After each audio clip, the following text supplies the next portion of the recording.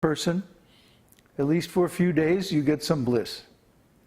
And then you get bored with each other, where you see each other's faults, because there's always faults. And then things cool down and it becomes boring. This is material relationship. But in spiritual relationship, there are no faults. There are no imperfections in Krishna. Krishna has perfect qualities. And he has unlimited qualities. Unlimited transcendental qualities. And we never get tired of this. We never become bored with Krishna. Because Krishna has these qualities in quantity as deep as the ocean. Like a bottomless ocean without any limit. So Krishna's qualities are not a part of this material world. In fact, the qualities that we experience in this material world are simply a subset or a tiny, tiny sample of Krishna's actual qualities. See, Krishna has so many nice qualities. And all these qualities are eternal. They're beginningless, they're endless, and they're infinite. So we cannot understand this thing with our tiny brain. By speculation, you can never understand. Just like if I tell you about the wonderful raspberry cheesecake that we had for dessert one time. Remember, we made that in, what was it, Mexico, right? Mm-hmm. Yeah. I'm gonna get, my tongue begins to salivate just thinking about it. I could sit here all night and describe it, but unless you taste it for yourself, you can't really know how good it was, how delicious it was. Similarly, you can't really know how good this Krishna consciousness is, how tasty it is, how wonderful it is, unless you taste it for yourself. And once you taste it, then just like that cheesecake, you're going to want it again and again. Because this eternal relationship with Krishna existed before this material world was created. And it will exist eternally after the end of this material world. Whereas all these material relationships that we have now are based on the body. And because the body is temporary, one of these days they will end. Anything that has a beginning also has an end. But our relationship with Krishna never ends. It never began. It has always existed. Just like our consciousness, our soul, has always existed. Can you remember a time when you weren't conscious? Of course not. You see, so consciousness and the soul exist on that paradoxical,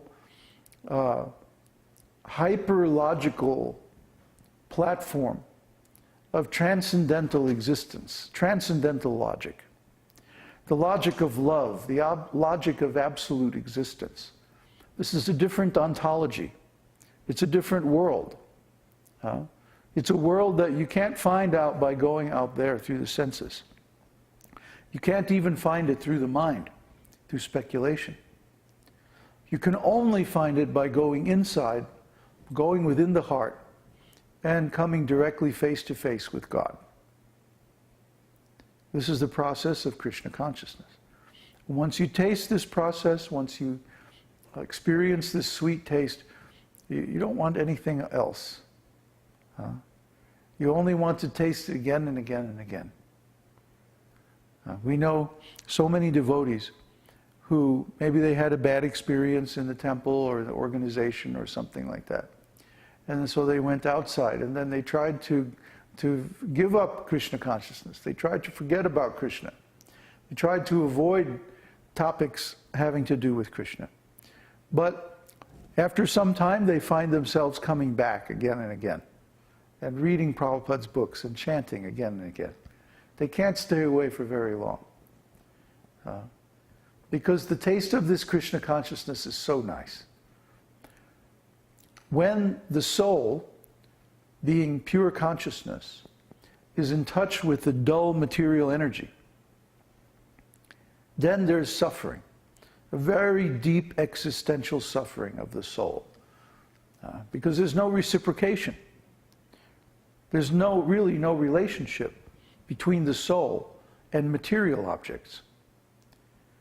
If we imagine some relationship between ourselves and the material world, we do so at the price of denying our real nature,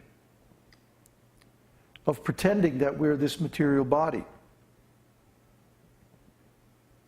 And then, of course, because it's false, there's so many troubles, so many difficulties, so many things that don't make sense. And of course, eventually it has to end.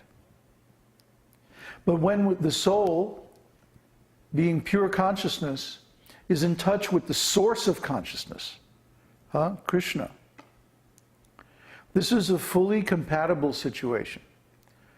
The soul and Krishna are of a very similar quality, almost the same. We've been going through the qualities of Śrī Kṛṣṇa last couple of weeks, leading up to Janmashtami, Krishna's appearance day. And of these 64 qualities, the first 50 qualities, which we finished in the last Darshan on Saturday night, the first 50 qualities, are shared by the living entities to some degree. And tonight we'll begin talking about the qualities of Śrī Kṛṣṇa that are not shared by the living entities, but that belong only to the personality of Godhead. And there are 10 more qualities that belong only to the personality of Godhead. And then finally there are 4 qualities that belong only to the Supreme Personality of Godhead, Krishna. And that's what makes him the Supreme Personality of Godhead. That we'll take questions later. That's what makes him the Supreme Personality of Godhead, is that he has these special transcendental qualities that not even Narayan, not even Vishnu, not even Lord Ramachandra can display. Not even Balaram, his first expansion, can display these qualities. Therefore, we can understand from this analysis of the qualities of Śrī Kṛṣṇa that he is the original source from which everything else has come. Janmadhyasya yataha. That's the Vedānta-sūtra, the first sutra. The prelude of Vedānta-sūtra is, now let us inquire into Brahman. Atato Brahma Jignasa. So if we inquire, then what will be the answer? He is the source of everything. Janmadhyasya yataha, from which everything has taken birth, including ourself. And because we are similar in quality to Śrī Kṛṣṇa, when we're in contact with him, then we feel happy. We feel the normal condition of the spirit soul. We don't hanker for any outside material pleasure. We don't accept any material attachments or material designations. We don't identify with any material objects, such as the body and so on. And because of this, we experience tremendous freedom, detachment. Because why? We are not in touch with the sources of suffering. The material world, the material body, the material mind. Instead, we're in touch with the source of bliss, Krishna. Krishna means the ocean of pleasure, the reservoir of bliss, the source of everything wonderful, of everything good. When we're in touch with Krishna, then we naturally feel happy. We don't require any sense gratification to be happy. Actually, the sense gratification is not happiness. It's simply dull, to dull our senses so that we're less aware of the suffering of the material world. But the suffering is there anyway, just in the background for a few minutes, and then it comes right back again. So we can't get satisfaction from this material world. We can't get satisfaction from material relationships either. But this relationship with Krishna is intrinsically satisfying due to the nature of the spirit soul and the nature of the Lord. Now, being both spiritual, they're naturally compatible. And Krishna, he likes to reciprocate the relationships with his devotees. He says, Ye yata mang prapadyante, that however they surrender to me, I reciprocate accordingly.